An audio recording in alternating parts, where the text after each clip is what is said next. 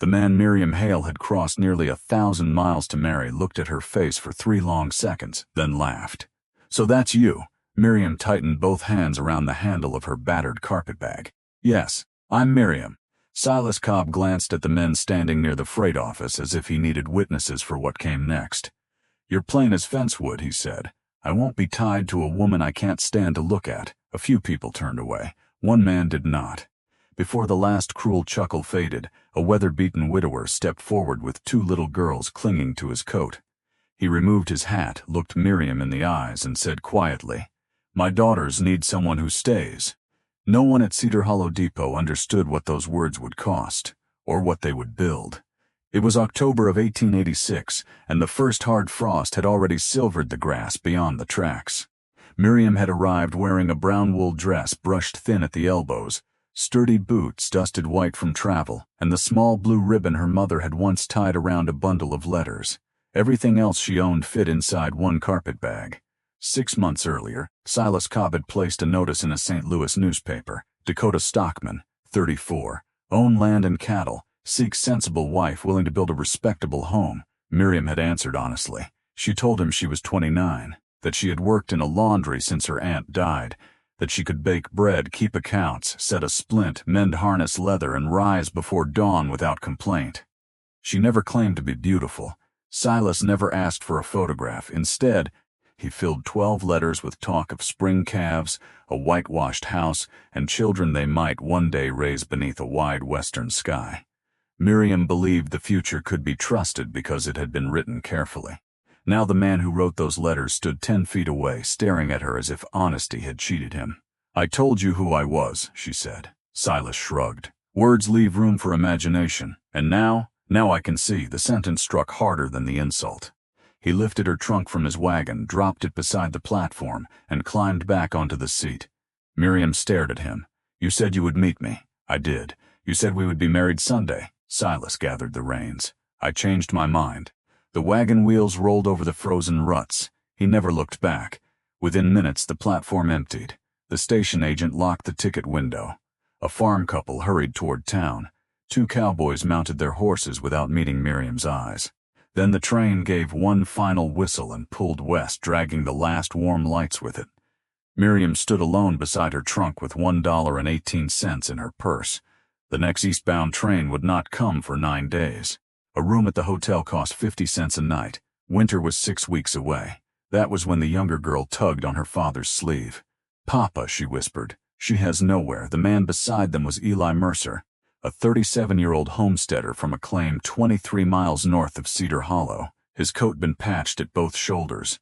A pale scar crossed one knuckle. His face carried the tired stillness of a man who had learned not to expect rescue. The older girl, Rose, was 8. The younger, June, was 5.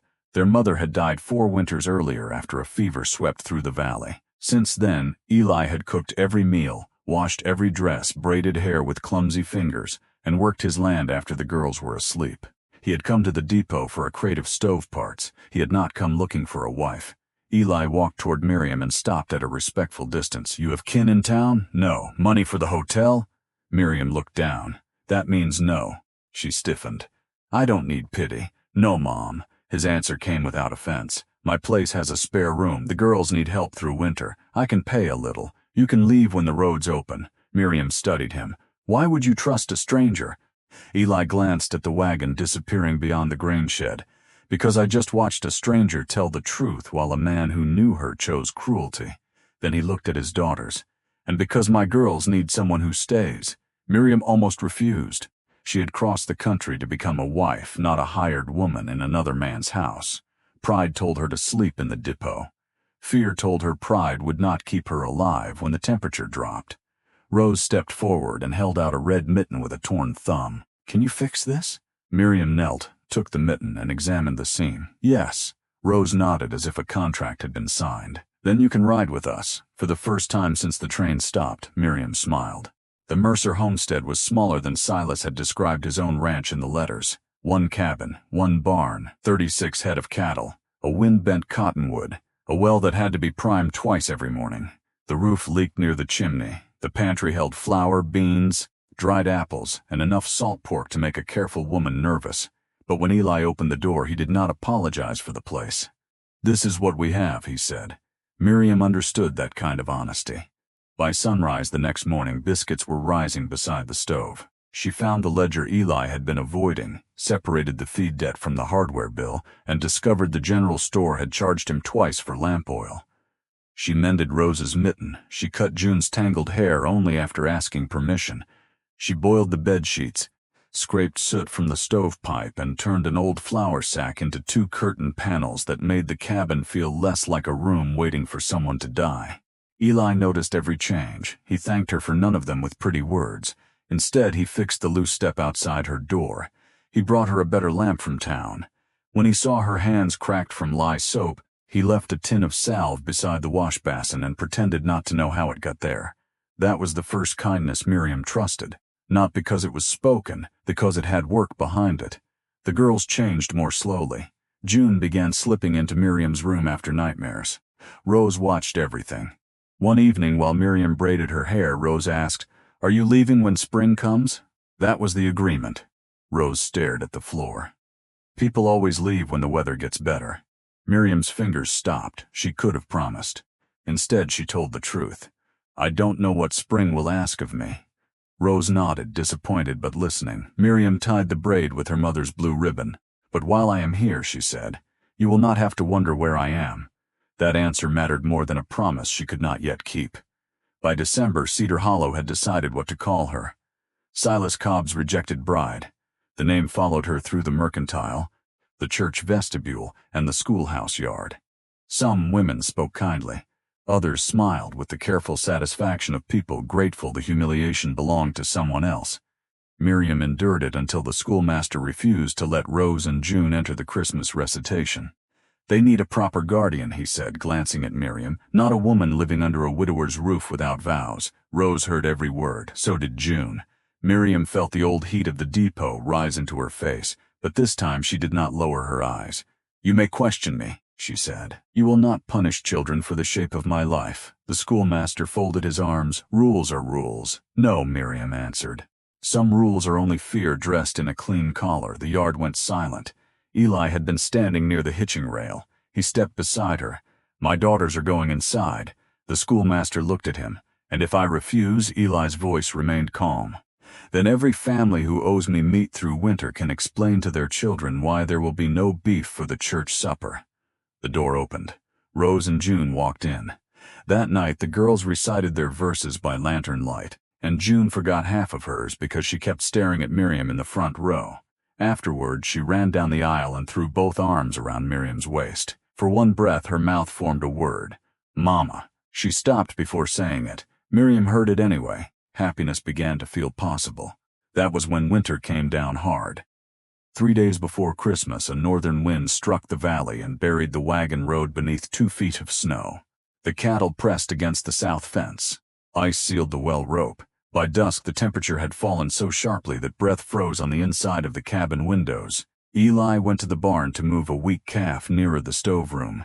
Miriam was feeding the fire when Rose shouted, "June's gone." The red coat was missing from its peg. So were the small boots beside the door. June had heard Eli say the calf might die before morning. She had gone out to save it. Eli searched the barn. Miriam followed the fence line. Snow erased every track within minutes. The wind pushed needles of ice through her shawl. She shouted June's name until her throat burned. Nothing. Then Miriam saw a strip of red wool caught on a broken post. Beyond it, near the frozen creek bed, a dark shape moved. June was curled over the calf, trying to shield it with her own body. Miriam reached her, wrapped the child inside her shawl, and lifted her. The creek ice cracked beneath one boot. For one terrible second, the black water opened. Miriam threw June onto the bank, clawed at the ice, and dragged herself free with hands she could no longer feel. Eli found them half a mile from the cabin. He carried June. Miriam walked until she collapsed at the door. For 2 days, fever took her in and out of consciousness. She heard the girls crying. She heard Eli feeding the stove every hour. Once, sometime near dawn, she woke to find him sitting beside the bed with his head bowed over her numb, bandaged hands. "I brought you here because we needed help," he whispered. His voice broke. "I did not know we would need you." Miriam tried to answer. No sound came. Eli looked up, and the restraint in his face was gone. You stayed, he said, then quieter, you stayed when it hurt. By New Year's morning the fever broke. June crawled carefully onto the bed and placed the repaired red mitten beside Miriam's pillow. I went after the calf, she said. I know, I was foolish. You were loving without wisdom. They are not the same thing. June thought about that. Will you teach me the second part? Miriam smiled. For as long as I am here. June's eyes filled. That means spring too? Before Miriam could answer, Rose stepped closer.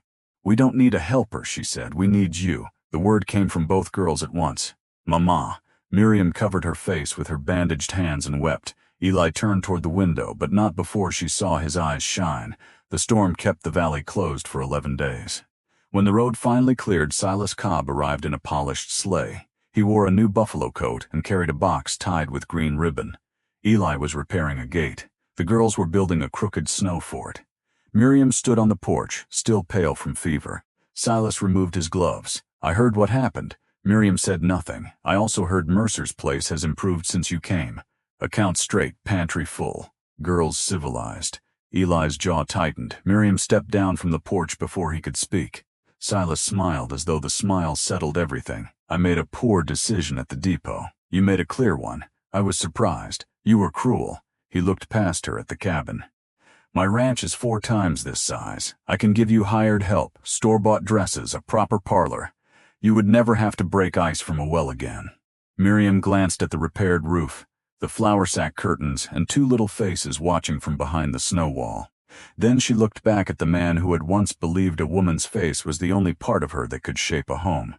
You saw me and thought a plain board was worthless, she said. Silas frowned. My father was a carpenter. He used to say paint pleases the eye, but the beam carries the roof.